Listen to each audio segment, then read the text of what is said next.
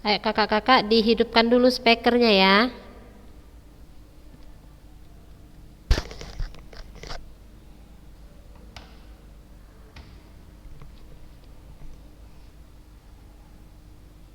Coba dihidupkan dulu speakernya.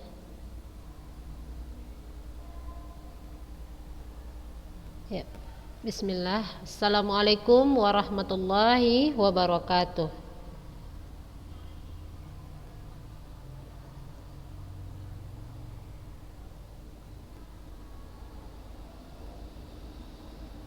Alhamdulillah wassalatu wassalamu ala rasulillahi amma ba'du.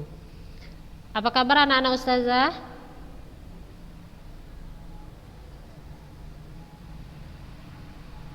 Semangatlah. Apa kabar anak-anak ustazah? Baik, alhamdulillah. Alhamdulillah baik, sehat. Siap memulai pelajaran hari ini? Insyaallah siap. Ayo.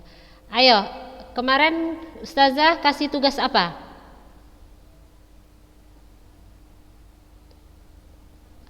Pengertian pasar global.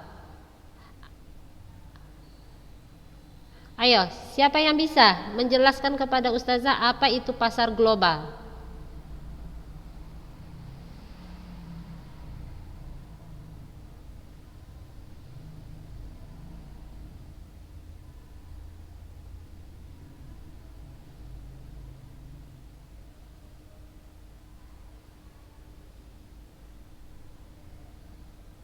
Ayo, siapa yang bisa?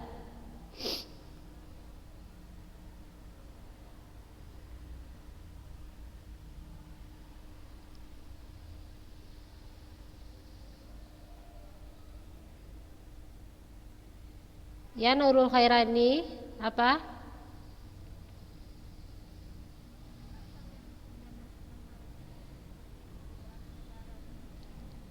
Pasar yang kegiatan pemasarannya meliputi beberapa negara.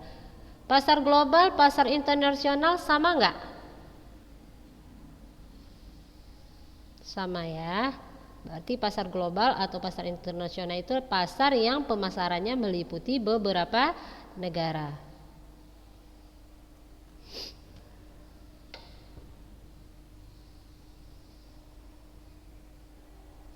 Tasya kemana minggu lalu? Nggak ikut Zoom kan? Kemana nanti?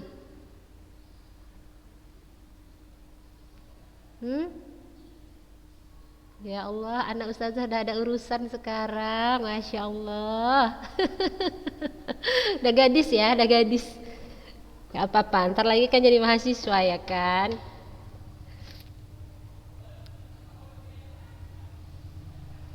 Ya, kita lanjutkan ya materi kita. Berarti sudah tahu ya kakak-kakak apa itu pasar global? Pasar global atau pasar internasional, yaitu pasar yang ruang lingkup pemasarannya meliputi beberapa negara.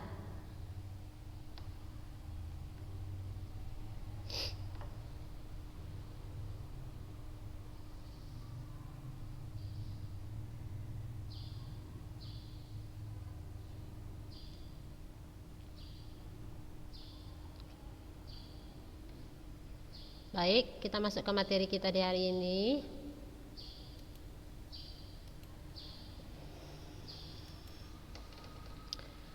Yaitu di bab 1 wirausaha produk kerajinan untuk pasar global. Ini pasar lokal masih.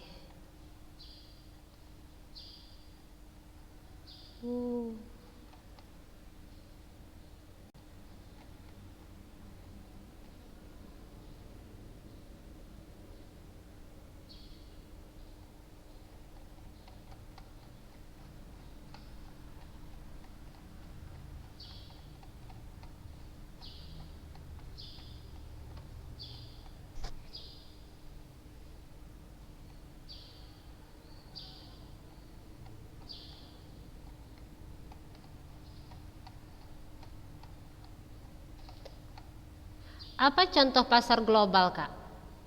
Yang anti tahu. Contoh-contoh.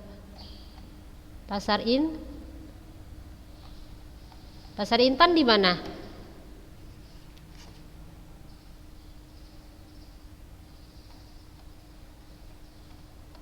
Di mana, Kak?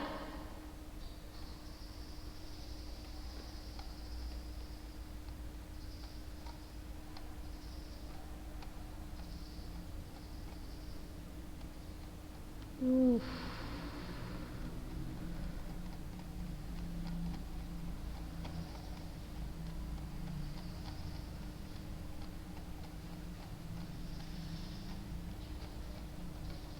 Seratus.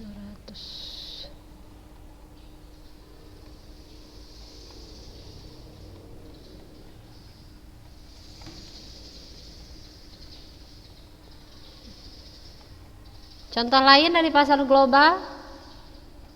Ustazah pernah kasih di semester 1 kayaknya, contoh-contoh pasar global.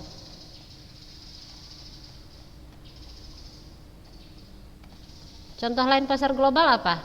Tasya, apa contoh lain pasar global?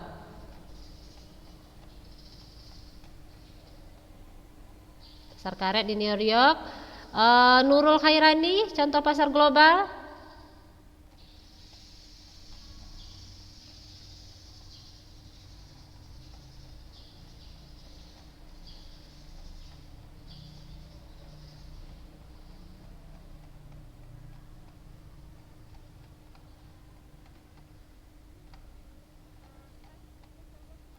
Toko tas?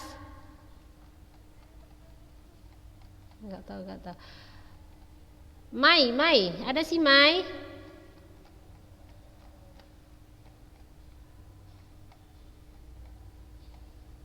Si Mai ada enggak?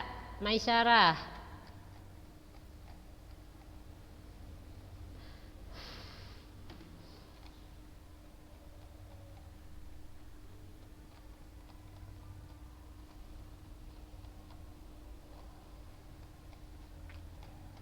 Siapa lagi yang tahu? Aisyah, contoh lain pasar global apa?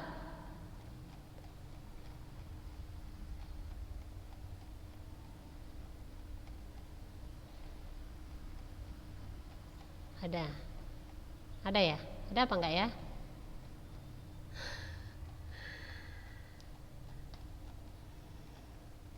Iya. Silakan nanti browsing contoh-contoh pasar global, tulis di catatannya. Oke. Lamanya.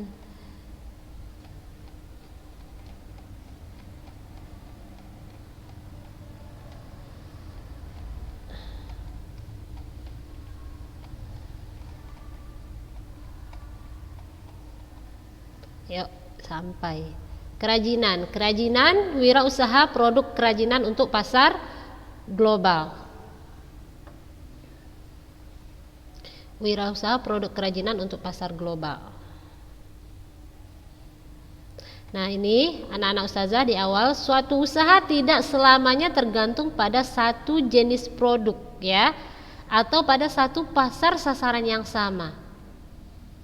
Ya, hukum ekonomi dasar menjelaskan hubungan antara ketersediaan barang di pasar atau supply dengan permintaan pembeli.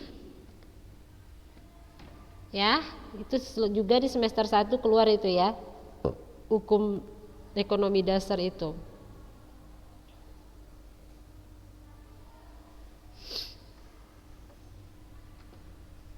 Nah, ketersediaan barang yang melebihi permintaan pembeli akan menurunkan harga barang. Nah, apabila banyak produsen yang memproduksi barang yang sama dan ketersediaan barang menjadi terlalu tinggi dibanding dengan permintaan pasar, maka harga akan menjadi sangat murah, atau kata lainnya barangnya tidak laku. Nah, pada saat itulah diperlukan inovasi untuk pengembangan desain produk baru atau target pasar yang baru. Nah, upaya pengembangan produk dan pasar baru disebut dengan disertifikasi, ya. Kenapa dibutuhkan disertifikasi misalnya? Nah, itu kenapa? Karena itu tadi, ketersediaan barang yang melebihi permintaan pembeli. Ya, dibutuhkan yang namanya disertifikasi.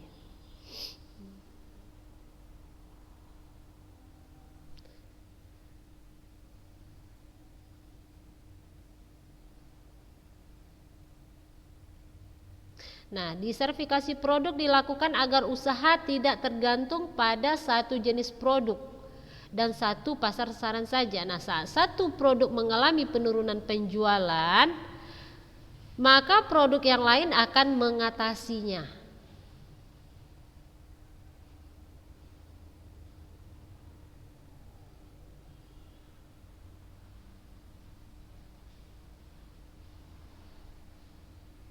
Nah, contohnya di sini pengembangan produk baru dari wirausaha kerajinan dapat berupa pengembangan produk-produk hiasan dengan desain baru atau pengembangan produk ke arah pasar sasaran baru.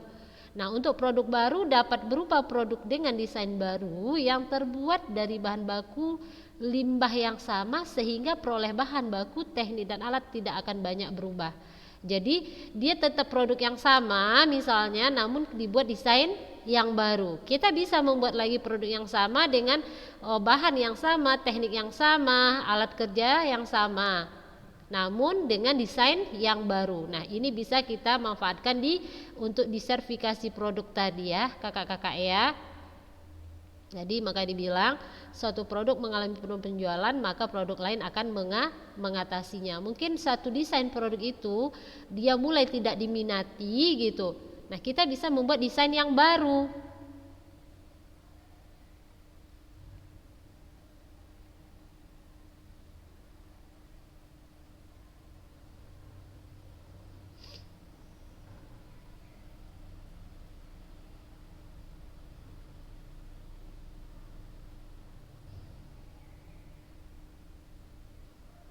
Nih di sini ada upaya pengembangan usaha terdiri atas 4 strategi. Ya, upaya pengembangan usaha terdiri dari 4 strategi. Yang pertama market penetration, market development, product development, dan diversification. Nah, market penetration itu adalah upaya untuk melakukan penjualan produk yang ada kepada pasar sasaran yang ada. Ya, apa itu market penetration? Yaitu usaha untuk melakukan penjualan produk yang ada pada pasar sasaran yang ada. Nah, yang kedua ada market development atau perluasan pasar, yaitu upaya untuk menjual produk yang ada kepada pasar yang lebih luas. Kalau yang tadi market yang pertama itu dia hanya satu pasar sasaran saja ya, produk yang ada kepada pasar sasaran yang ada. Nah, kalau pasar yang kedua market development itu yaitu perluasan pasar, yaitu menjual produk kepada produk yang ada kepada pasar yang lebih luas. Nah, yang ketiga itu produk development, yaitu upaya menjual produk baru kepada pasar yang sudah ada.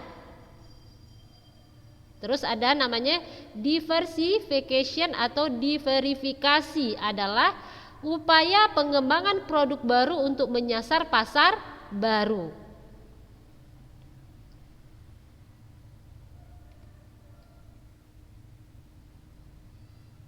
Ya, upaya pengembangan usaha itu ada 4 strategi. Nah, ini anak-anak ustazah boleh kalau dicatat bagian ini silahkan ya, 4 strategi tadi. Nah, hari ini kita masuk ke perencanaan usaha kerajinan untuk pasar global. Ya, perencanaan usaha kerajinan untuk pasar global. Nah, anak-anak ustazah di dalam kegiatan berwirausaha itu dibagi menjadi beberapa tahapan ya. Ada bagi menjadi beberapa tahapan. Tahapan pertama adalah persiapan organisasi dan perencanaan produksi. Nah, tahapan perencanaan produk ini disebut dengan tahapan research dan development atau dikenal dengan R&D. Ya. Tahapan kedua adalah produksi hingga penjualan. Nah, kelompok wirausaha melakukan produksi kerajinan sesuai dengan target produksi dan melakukan upaya pemasaran sesuai dengan target penjualan. Nah, tahapan ini disebut juga dengan production and distribution. Nah, tahapan yang ketiga adalah evaluasi. Evaluasi dari seluruh kegiatan wirausaha yang telah dilakukan. Nah, evaluasi ini bertujuan untuk mengetahui kekurangan dan melakukan perencanaan perbaikan agar wirausaha dapat berkembang menjadi lebih baik. Nah, minggu lalu Ustazah sudah bilang, nah dalam tahapan yang ketiga ini yaitu evaluasi, kita melakukan metode SWOT. Ya, kita melakukan metode SWOT, yaitu dengan cara menguraikan kekuatannya, kelemahannya, peluangnya dan ancaman dari luarnya dari produk kerajinan yang telah dibuat, ya, proses produksi, proses pemasaran dan distribusi serta pasar sasarannya.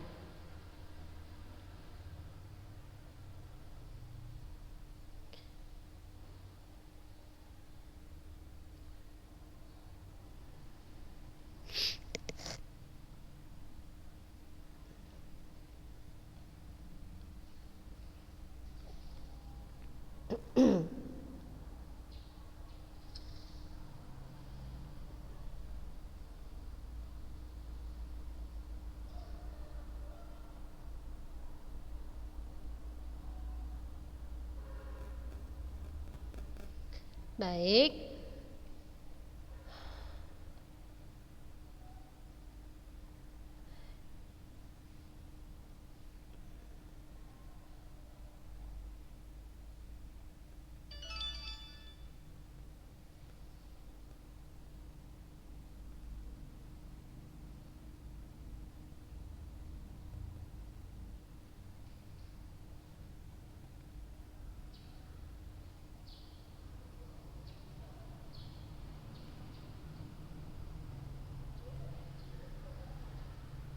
Di minggu lalu kita juga sudah menyinggung tentang pasar menjadi kunci utama. Pasar menjadi salah satu faktor kunci wirausaha kerajinan. Kenapa? Nah, kan Ustazah kemarin juga sudah melemparkan pertanyaan kepada anak Ustazah.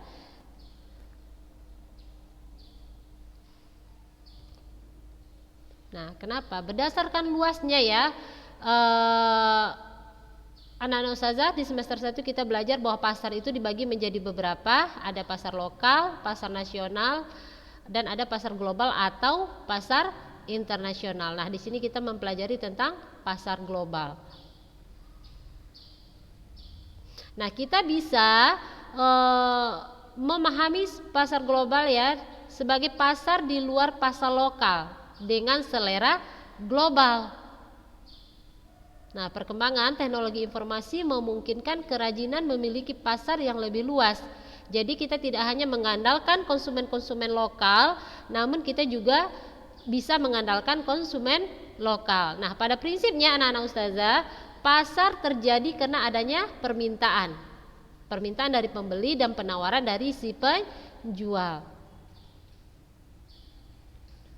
Nah, potensi pasar diketahui melalui dua pendekatan, yaitu pendekatan permintaan dan pendekatan penawaran. Apa itu pendekatan permintaan? Yaitu dengan mencari tahu kebutuhan dari pasar sasaran. Dan apa itu pendekatan penawaran? Yaitu mengandalkan pada kemampuan wirausahawan membuat produk inovatif. Jadi ini sejalan ya anak-anak Ustazah, pendekatan permintaan dan pendekatan penawaran ini. Nah, kedua pendekatan ini dapat digunakan untuk menganalisa potensi pasar. Nah, kalau untuk konsumen ya, untuk konsumen di pasar global ini kita dibatasi menjadi dua. Yang pertama yaitu wisatawan yang datang. Ya, wisatawan yang datang ke negara tersebut ya. Ya, yang kedua konsumen yang akan melakukan pembelian secara online. Jadi itulah dia konsumen yang di pasar global. Jadi cuman ada dua macam ya, ada dua jenis. Yang pertama siapa? Yaitu wisatawan yang datang kemana? Ke negara tersebut ya. Misalnya tadi seperti pasar Intan tadi atau pasar kopi tadi. Nah, konsumen yang datang ke negara itu atau konsumen yang melakukan pembelian secara online.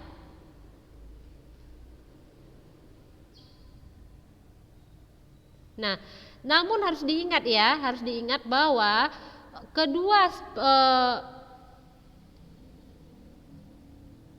Kedua pasar sasaran ini sama-sama memiliki ketertarikan terhadap produk yang unik dan khas ya, yang mudah dibawa atau dikirimkan. Nah, biasanya para wisatawan itu lebih menyukai produk kerajinan yang mudah dibawa. Ya. Coba, kalau anti mau pergi jalan-jalan biasanya, mau beli oleh-oleh, pingin beli oleh-oleh yang ukurannya besar atau yang simple tapi menarik?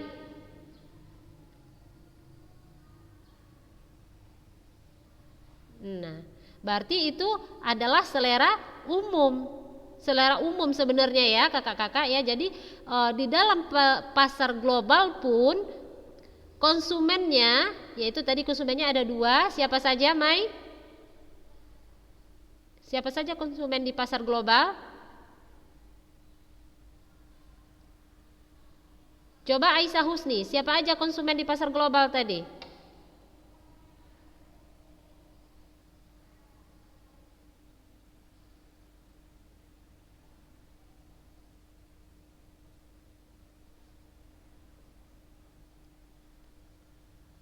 Oke, Ustazah ulang. Konsumen di pasar global itu ada dua. Yang pertama adalah wisatawan yang datang ke negara tersebut. Kalau warga lokal, bagi mereka itu bukan pasar global, itu namanya pasar lokal. Betul nggak Sofi? Ya kan? Nah, kenapa kita bilang pasar global? Karena si konsumennya adalah orang yang datang ke negara tersebut. Kembali lagi kita ke pengertian pasar global. Apa tadi pengertian pasar global? Aisyah Husni?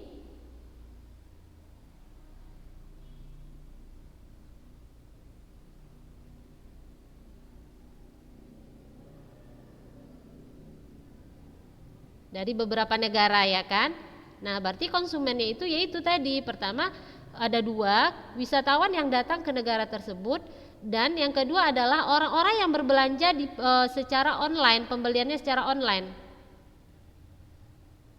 Nah, kalau kita belanja online, sekarang kita kan tidak dibatasi. Apakah kita hanya belanja di produk-produk yang ada di daerah kita atau produk-produk yang ada di negara kita? Kan tidak. Banyak sekarang orang-orang ada yang mau dibeli misalnya. Kita bisa memilih produk dari negara asing kadang jauh lebih murah gitu daripada produk yang ada di negara kita. Nah, biasanya orang akan membeli produk di negara asing. Nah, walaupun kita tidak datang ke negara tersebut, tapi kita bisa belanja. Nah, itu tadi belanja online. Nah, ini di sini adalah salah satu manfaat dari kemajuan teknologi. Kita kalaupun berbelanja di seluruh dunia ini, kita bisa sekarang tanpa harus kita datang ke negara yang kita tuju. Cukup lewat online, Aisyah sudah bisa berbelanja di negara-negara asing. Siapa yang pernah belanja di pasar global kalau begitu? Ada nggak yang misalnya membeli produk sepatu misalnya, apa sepatu Vinci misalnya, langsung belanja di Malaysia gitu, tidak harus beli di Medan lagi, ada nggak? Belum ada. Atau membeli alat-alat misalnya perlengkapan elektronik misalnya, berbelanja di Cina gitu, tidak membeli di lokal tapi secara online, ada nggak yang nyoba? Kalau misalnya anti membeli kitab-kitab, langsung membeli kitab yang berbahasa Arab dari Arab misalnya, ada yang pernah nyoba?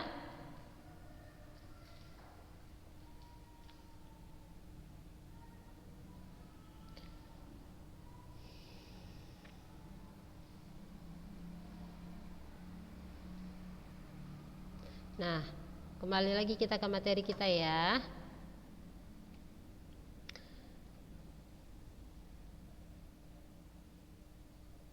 Nah, kalau kita berjualan di pasar global, anak-anak ustazah ingat apa yang harus kita pertimbangkan? Nah, yang pertama tadi ada wisatawan itu mereka lebih menyukai produk yang mudah dibawa.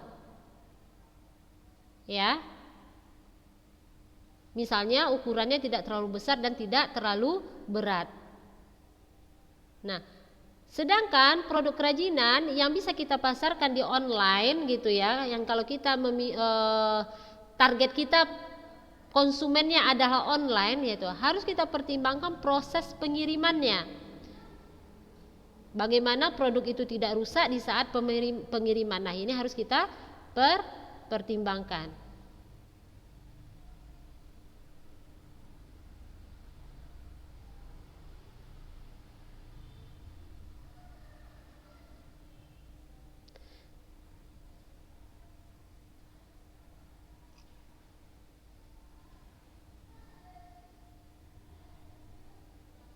Nah, wirausaha kerajinan ini juga bisa kita lakukan.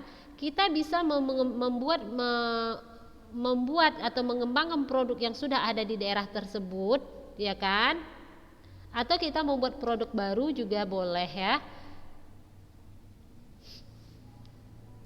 Atau membuat kerajinan yang belum ada. Nah, kalau pengembangan kerajinannya dilakukan untuk membuat produk kerajinan yang ada, tapi kita sesuaikan dengan kebutuhan konsumen. Nah, misalnya tadi kalau produk-produk kerajinannya yang ada itu masih belum selera sesuai kriteria yang diinginkan para wisatawan, nah kita bisa merubah, misalnya produk yang sama kita bisa buat misalnya cenderamata, ya kan, kita bisa membuat dia lebih kecil, lebih ringan, mudah dibawa. Nah, sehingga sesuai dengan kebutuhan wisatawan tadi.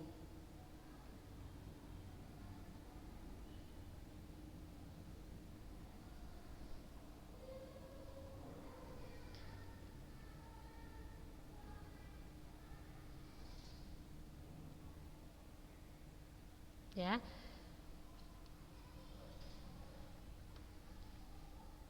Baik, anak-anak ustazah. Nah, ini contohnya ya. Contohnya misalnya produk kerajinan tadi yang kita buat.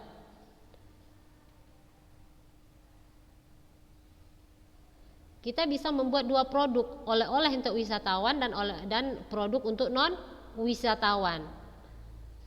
Nah, kalau untuk wisatawan kita harus mempertimbangkan dia sesuai dengan kriteria yang diinginkan wisatawan. Nah, kalau produk yang kita buat untuk non wisatawan, kita juga harus menyesuaikan.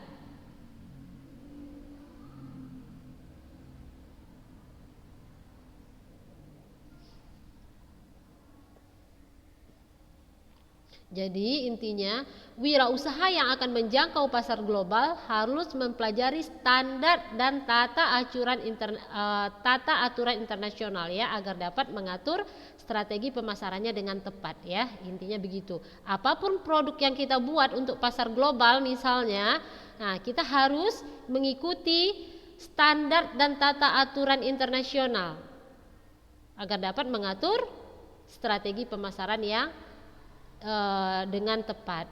Nah, baik anak-anak ustazah, waktu kita sudah habis. Kita lanjut minggu depan ya.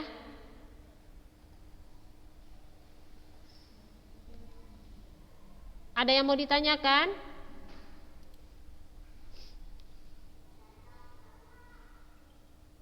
Baik, kalau tidak ada yang mau ditanyakan, kita cukupkan materi kita hari ini. Mari kita baca doa kafaratul majlis. Subhanakallahumma wa bihamdika asyhadu an la ilaha illa anta astaghfiruka wa atubu ilaih. Ya, assalamualaikum warahmatullahi wabarakatuh.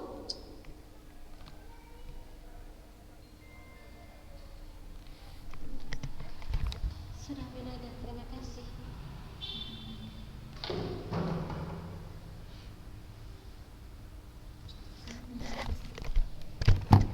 Ini buku siapa?